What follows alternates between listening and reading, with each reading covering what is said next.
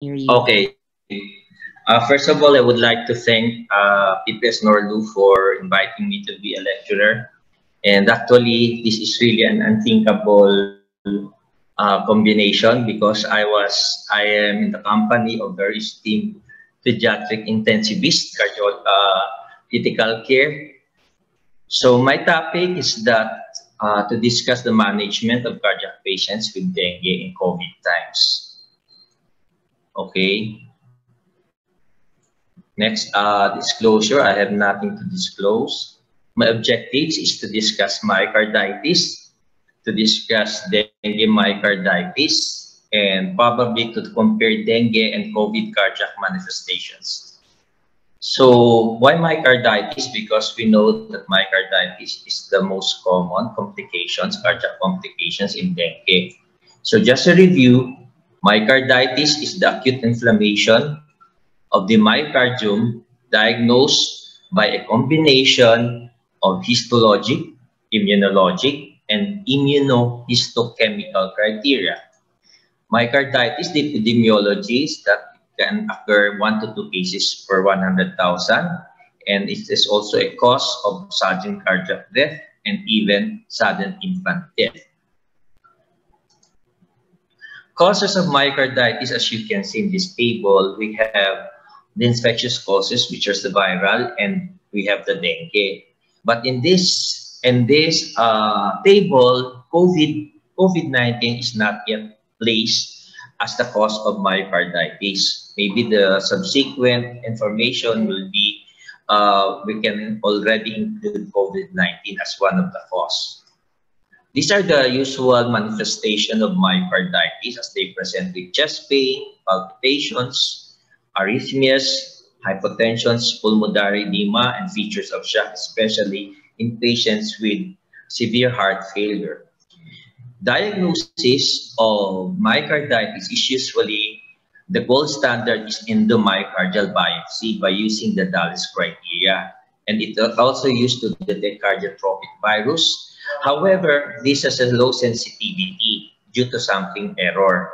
And another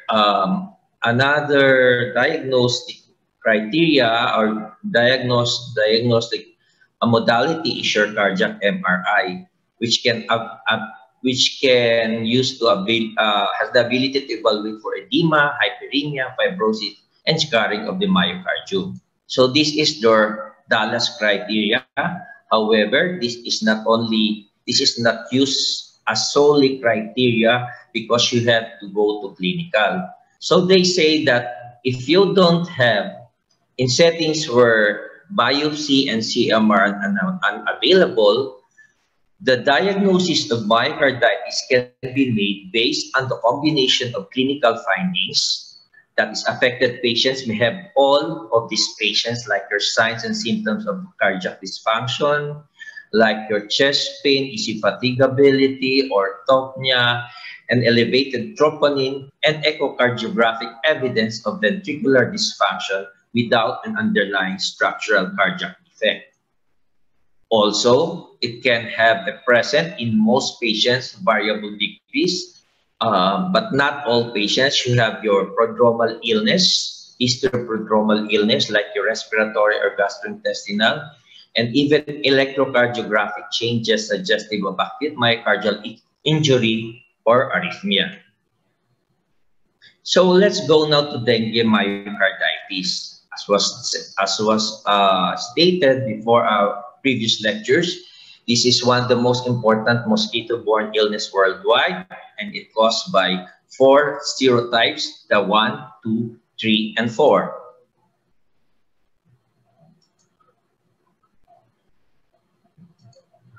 Okay, viral infection is the most common cause of acute myocarditis, and myocarditis is the most common cardiac manifestation in dengue fever. However, the main mechanism of dengue myocarditis is still unknown. It has a low incidence because they are mostly asymptomatic and have vague symptoms and diagnosis easily missed. One of the worst outbreak during the worst outbreak in China in August to October 2014, 201 out of 1,702 patients diagnosed with myocarditis were found to have myocarditis, and the prevalence rate at that time was 11.2%. This is the pathophysiology as was discussed. There is plasma leakage in dengue, which occurs around the time approximately 48 to 72 hours. And this plasma leakage can lead to shock. And then the principal mechanism of shock is due to the decreased intravascular volume, abnormal cardiac function, which can contribute to cardiovascular compromise. And cardiac performance and hemodynamic status are affected by intravascular volume, the cardiac function, and the autonomic response. Pathophysiology of dengue is that the dengue virus is taken up into macrophage with resulting of your T cells activation and release of your vasoactive and pro-inflammatory cytokines, which is implicated in the capillary leak and possibly also in the myocardial impairment. The interaction between your NS1 and the glycocalyx layer of the vascular endothelium is thought to increase the capillary permeability. The resulting capillary permeability will lead to reduced preload, and it causes also altered coronary microcirculation and myocardial interstitial edema. Also, the altered intracellular calcium hemostasis has also been demonstrated in dengue-infected myotubes. All of this can cause now your myocardial impairment. Pathology-wise, one of the study detects it directly detects the DNA virus in immunofluorescence study in one of the study done in Colombia and South America, which alters the calcium storage of skeletal muscle.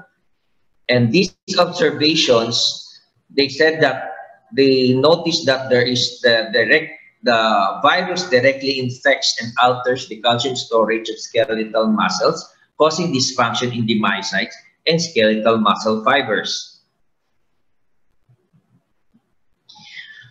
As to the type that causes myocarditis, DNV3 is associated with unusual manifestation of dengue and asymptomatic myocarditis. And also, a report in a Sri Lanka study or case report described 3 cases of myocarditis associated with dengue virus 3. However, no reports associated with DNV4. How about the manifestations? Myocardial dysfunction in acute dengue has been documented in several studies using a variety of techniques. However, this dysfunction is transient except in minority of patients who develop fulminant or fatal myocarditis. As you can see in this study, you have the age, and then they examine the methods of cardiac assessment. It is from echocardiography, where in the main findings they have systolic impairment, and also they also use the radionuclide ventriculography, and also your echocardiography. Also, one of the study also used the parameters of biomarkers, your cardiac biomarkers, and also your electrocardiographic finding, your ECG or biomarkers. So as you can see, the manifestations the manifestations could be an ECG alteration, it could be an echocardiographic alterations, and even a laboratory alterations. Electrocardiographic alterations is reported in dengue are often transient and non-specific. It occurs primarily in the recovery phase. However, some of this is being also noticed in the other phases of dengue. It occurs around 30 to 44% of patients hospitalized with dengue, and these arrhythmias tend to be self-limiting and benign. And the ECG changes might be only sign of cardiac involvement with normal biomarkers. The underlying mechanisms is that there could be altered autonomic tone, electrolyte and calcium imbalances, and subclinical myocarditis. It could present as relative bradycardia, which we usually see or referred to as, especially if we were thinking of dengue myocarditis. But it can also occur, it can also present as disorders of atrioventricular conduction, from complete heart block to PVCs, flutters, atrial fibrillations, and even tachybradyarrhythmia. But as I've said, these are transient and non-specific. How about echocardiographic findings? Echocardiography is being done, especially if you want to check the contractility or the function of your LV function or the right ventricular function, because especially in your resuscitation, in your fluid resuscitation, you want to check the contractility for us to limit, or for the judicious use of your fluid resuscitation. Some studies said that functional cardiac abnormalities in both systolic and diastolic functions are correlated with the severity of plasma leakage. Cardiac dysfunction again was transient and did not require specific treatment. The decreased alveolar diastolic movement may be contributed to abnormal LV filling and the predisposition for pulmonary edema in dengue hemorrhagic fever. Another study showed that out of the 60 patients, the cardiac manifestations in dengue, sinus bradycardia was seen to be the dominant findings of 15%.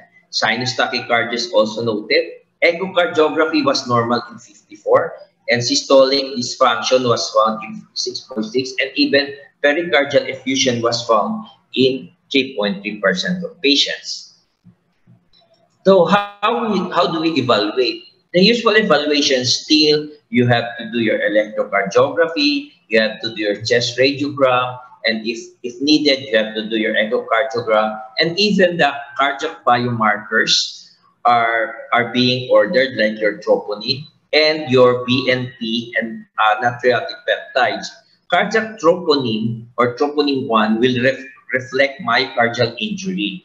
But take note that elevated troponin is seen in most but not all patients with myocarditis. However, so this is a non-specific finding and should be interpreted in conjunction with other clinical and echocardiographic findings. How about, and although elevated levels of troponin are seen in the majority of patients with myocarditis, but it does not mean that if you have a higher level, it does not necessarily correlate with the severity of your illnesses. How about your BNP? BNP is being ordered, especially if you want to rule out, like if you have failure or heart failure, could this be secondary to your cardiac or respiratory problem? How about your chest radiograph? You want to order for the chest radiograph to check for the size of your heart. Echocardiogram, as I had said, is being ordered if for evaluation of your cardiac function. ESR and CRP are also ordered as an inflammatory markers, but these are non-specific.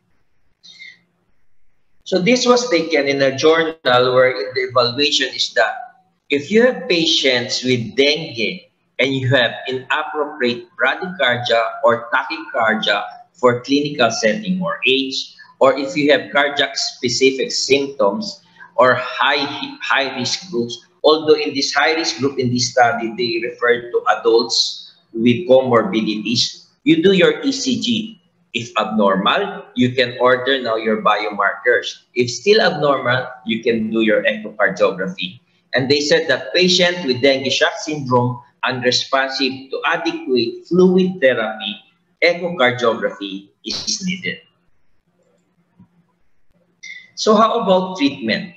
Again, there is no antiviral agents that are licensed for dengue. Treatment is supportive, primarily focused on cautious fluid resuscitation. This is the time where if you manage fluid resuscitation, you will now think that this could be a cardiogenic shock. And what is the difference between a hypovolemic and cardiogenic shock?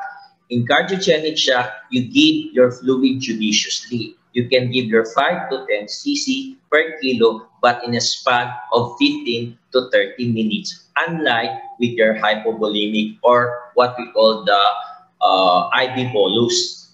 Rarely, inotropic support is required, but sometimes if you are considering cardiac, if you considering heart failure, inotropic support is warranted. No cardiac-specific treatments for dengue myocarditis. How about your standard treatment of cardiac failure can be used successfully in this patient if the patient is in congestive heart failure secondary to your dengue. There is no evidence to support the use of specific antiviral, steroids, or immunoglobulin in dengue myocarditis. Again, they emphasize that early diagnosis of myocardial involvement, fluid resuscitation while avoiding overload, and inotropic support with continuous monitoring remain the cornerstone of management in dengue-affected patients with severe myocarditis. How about cardiac manifest comparing COVID and dengue? So this was already mentioned, but I would like to emphasize that the incubation period for dengue ranges from 3 to 10 days, typically 5 to 7 days. The incubation period for COVID is thought to extend to 14 days with a median of 4 to 5 days from exposure of symptoms. How about the symptoms? The sign and symptoms of you have your febrile phase and your critical phase in dengue. So you have fever. As you can see here, there is no respiratory symptoms, or if they have, they rarely have a respiratory symptoms as compared to your COVID. And one of the important parameters that you usually think if the patient has fever and you're thinking between a COVID and COVID and a dengue is if there is epidemiologic exposure. So kung meron exposure yung pasyente sa COVID together with the symptoms, then you can think that this could be COVID because you cannot really distinguish one from the other. So the critical phase here is that may appear in rapid clinical deterioration that may occur within 48 hours. And this, however, in COVID, these are most persons with the illness have experienced. However, this is not inclusive. How about in severe illnesses? In severe dengue, it's defined by dengue with any of the following symptoms as was stated before. Your plasma leakage, your fluid accumulation. And among patients who develop severe disease of COVID, the median time to dyspnea range from 5 to 8 days. The median time to acute respiratory distress syndrome from 8 to 12 days. So medyo late siya na magde-develop pag COVID. And the median time to IC admissions range from 10 to 12 days. Kasi nga, late nga na nag-develop. So that will only be the time na i-admit nila sa ICU. Signs and symptoms for severe illness will include dyspnea, hypoxia, respiratory failure, shock, and multi-organ system dysfunction. So as if you compare dengue, unless na nasa dengue shock syndrome na siya, if you compare dengue and COVID, mukhang mas toxic ang COVID. Okay. How about your cardiac complications of COVID?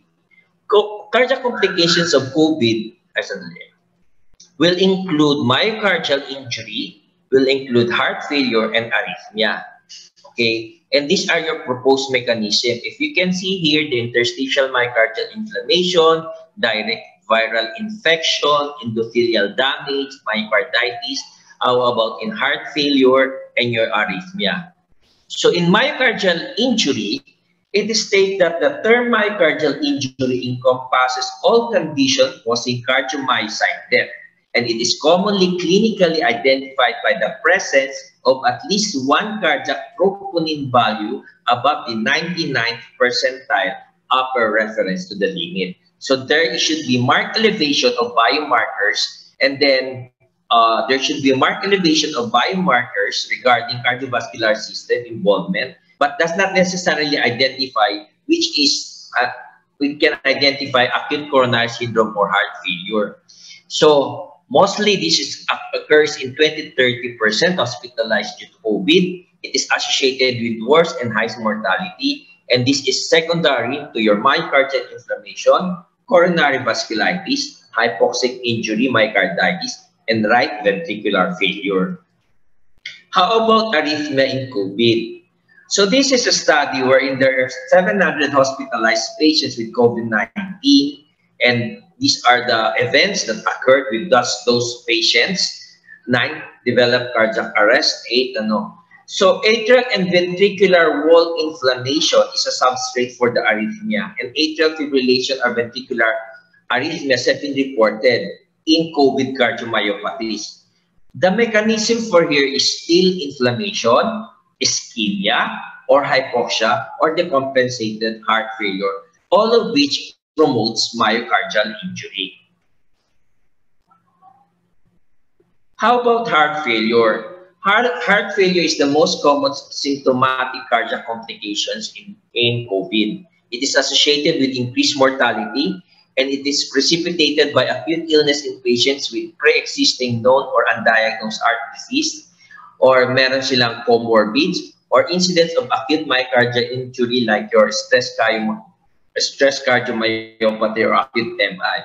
It's still secondary to your inflammation. It's still secondary to your cytokine hyperactivity or proton-beam state in different organs, causing your endothelial dysfunction, causing the decreased barrier, and now causing your heart failure. How about imaging modality? Still, they have the same. However, echocardiography is necessary in patients with COVID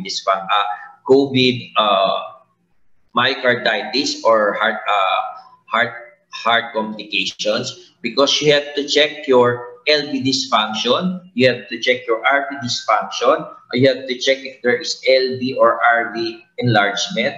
However, some of them have a normal echocardiogram.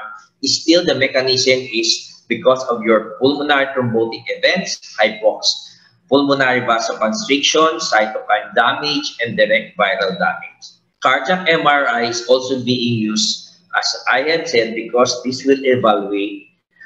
It is the only non-invasive modality that allows for tissue characterizations and quantification of the injury to provide prognosis. In COVID, cardiac complications, or even in COVID, there are treatment that is being given, especially in severe COVID. These are your IVIG, glucocorticoids, and even other therapies like your anakinra and tocilizumab. But these are being in IVIG for most patients with moderate to severe COVID infection, which is already termed as your MIS-C. Even the absence of AV is being given. This include the following: the shock, the cardiac involvement, LV dysfunction, and the glucocorticoids is given.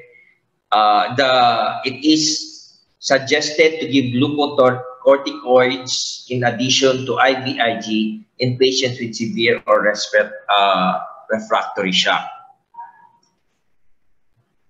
So in conclusion, dengue can also have specific cardiac manifestations, including functional myocardial impairment, arrhythmias, and myocarditis, which can contribute to the overall severity of the hemodynamic compromise.